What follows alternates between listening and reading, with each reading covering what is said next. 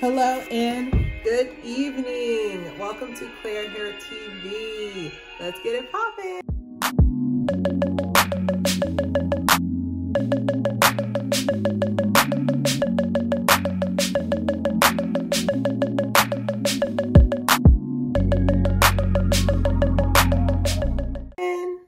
All right, so today's subject is going to be protective styles. So the main reason why I want to do a video about this, and I have the poll results right here. So the main reason why I want to do a video about this because I really feel like there is a misconception about what a protective style is and basically what is the purpose of it. And you know, there's been plenty of videos that are out there like, protective styles didn't grow my hair.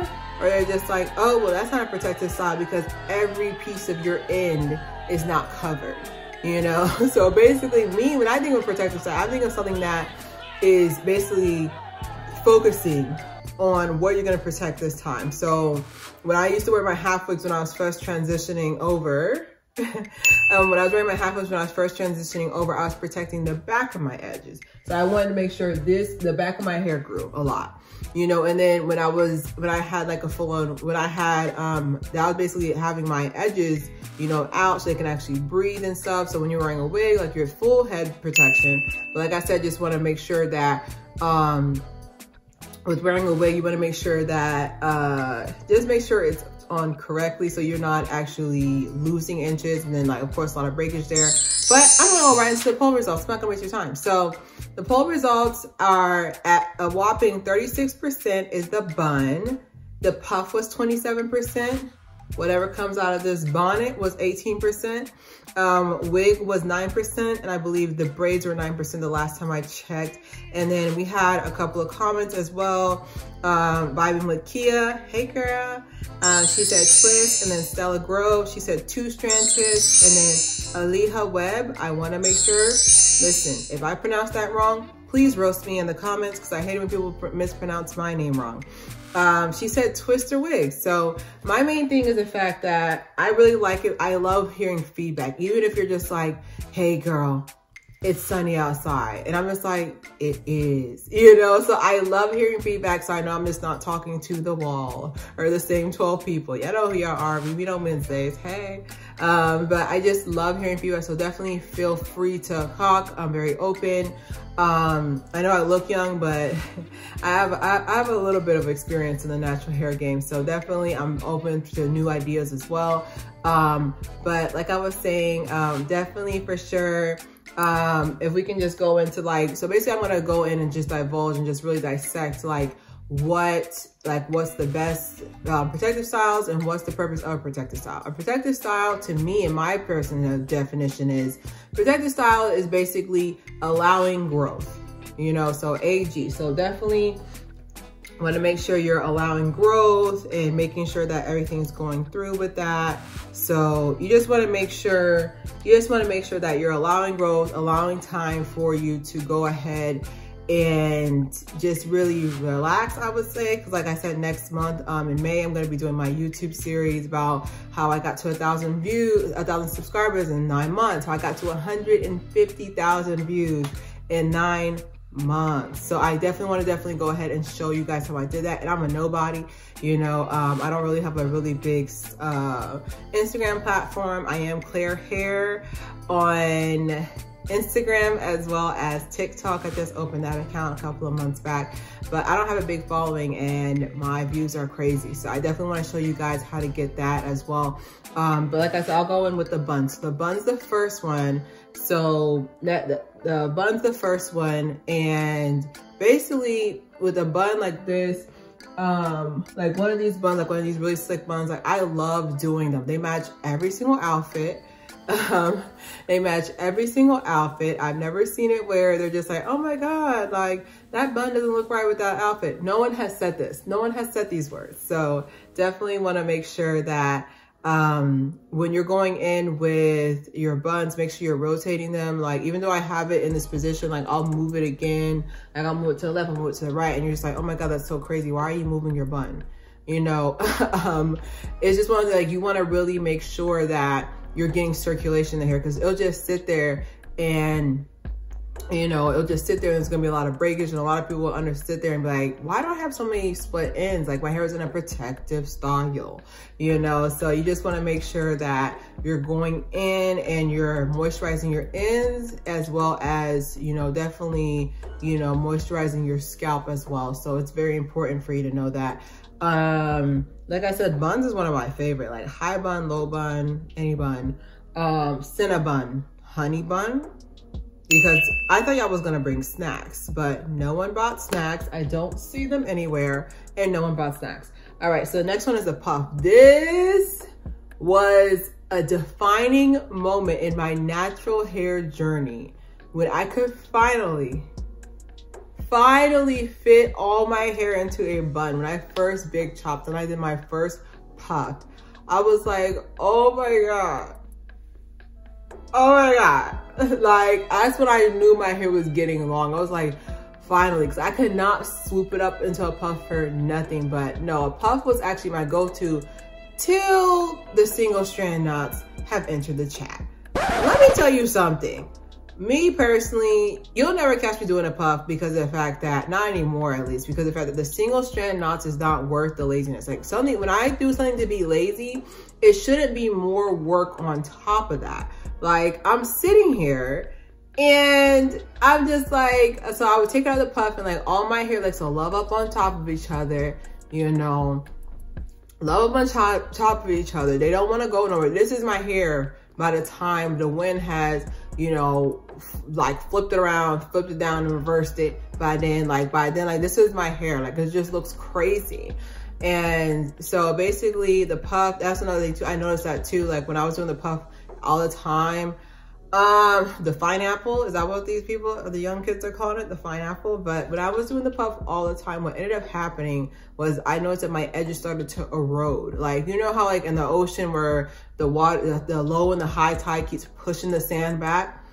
It stole all my sand, okay? Okay, I'm yelling.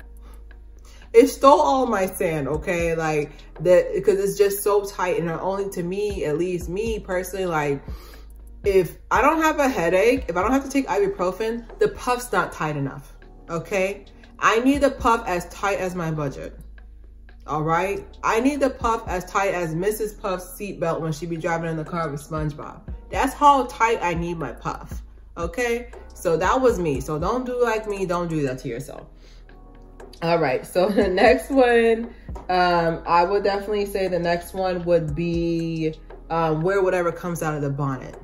Listen, I know that a lot of people want to sit there and say, oh, well, when you go to Walmart or when you go to any store like that, you want to make sure you look presentable, blah, blah.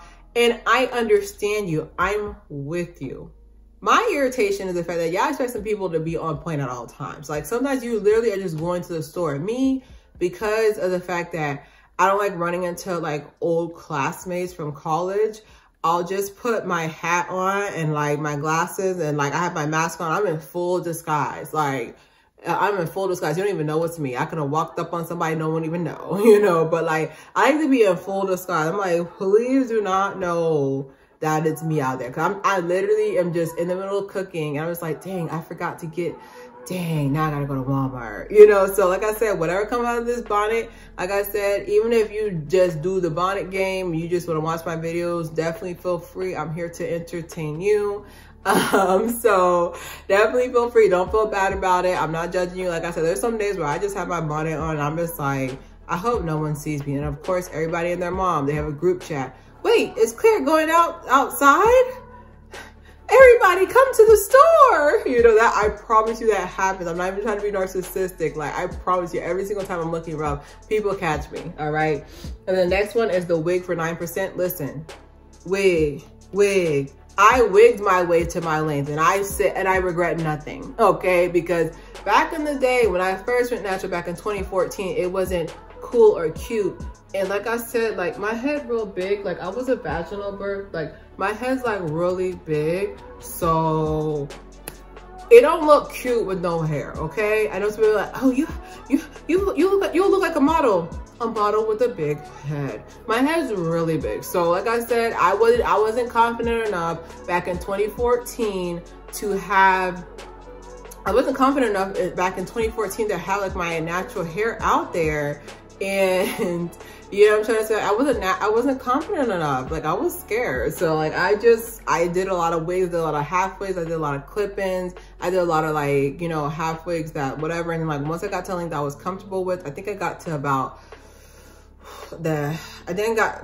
8 to 10 inches. I measured it because back in the day, I used to, every time I got an inch come in, like an inch of snow, basically like an inch of hair, I would measure it. So I would go and I'd be like, is my hair longer or no, or whatever. So exactly 8 3/4 inches. That's when I started wearing my hair. Not to be specific or anything, but that's when I started wearing my hair out. So definitely wigs will do it. But what was happening with the wigs was like, one of the wigs I wore improperly, user error. One of the wigs I wore definitely broke the front of my hair. It gave me bangs. Does that make any sense? It gave me bangs, involuntary bangs from breakage. So it's because I was wearing it so tight and I was wearing it on my forehead. Like you're supposed to, essentially, you're supposed to wear your wigs on your forehead, but I used to wear like on my forehead, like right here, right in the frontal lobe, right here. I used to wear it right there, and I was like, oh my God. And it was just eroding, it was snatching my edges and taking them home. Like literally, like we did a whole search. Like we got a whole search team together to find my edges. I couldn't find them. I was like, oh my God, where'd they go? But the wig was fly though, so I was just kind of like, now I'm kind of like stuck in this wig, you know. But Jamaican black castor oil definitely brought it back. I brought that to attention in my last episode about rubbing the Jamaican black castor oil treatment for your edges.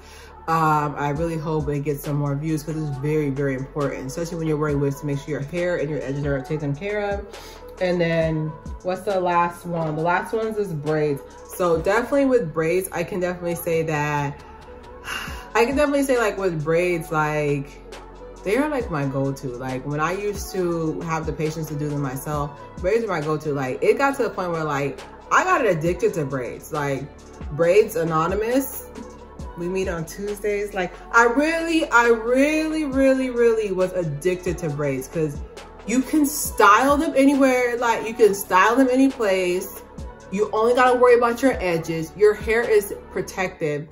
And if there's a zombie apocalypse started by something that was released out this year, you don't gotta worry about your hair anymore. You don't even gotta worry about your hair because you know your hair is taken care of. And if it is unattended for a while, you can just turn them into locks. Don't do that. But you know, like it's definitely a fact that I can say, it's definitely one of the things I could definitely say, like braids is the, like I'm surprised braids is low on the list because braids is definitely like, if I could choose out of all these 5 ones, my favorite one definitely would have to be probably the 2-strand twist, because the 2-strand twist and like braids, like I'll put my hair in a French braid and go about my business. If I'm in between filming, or if I know I don't gotta film for a while, it's in a French braid, it's tucked away, I don't gotta worry about her. Like I put her in detention. Like whenever I get irritated with my hair, because people always think like, okay, well you run a hair challenge, she must love her hair every day. I was like, no. Why do you think she in this bun? I'm about tired of her. Me and her about to go to bat, okay? But like I said, you gotta definitely just love your hair, even on the days you don't feel like loving your hair. But definitely, I really appreciate everybody with their feedback. You can definitely put below even more protective styles that you want. Now, mind you, I do have a full catalog of protective hairstyles. Now that I've gotten a little bit more better quality, I might refilm some of them. So if you see like a repeat of one, you're just like, hey, why is this? We already saw this video. That means you're day one, because the ones I'm probably gonna repeat are probably gonna be when I first started, like around June, July of last year. I might refilm some of them because I've learned some new techniques. So I definitely wanna show some updated versions of them. Summer's coming up, so it's the perfect time for a protective style, a bonnet, a wig, a 2-strand twist, and definitely a puff to keep all that heat off of your neck. Anyways, you know what time it is. Don't forget to like, comment, share, play your hair.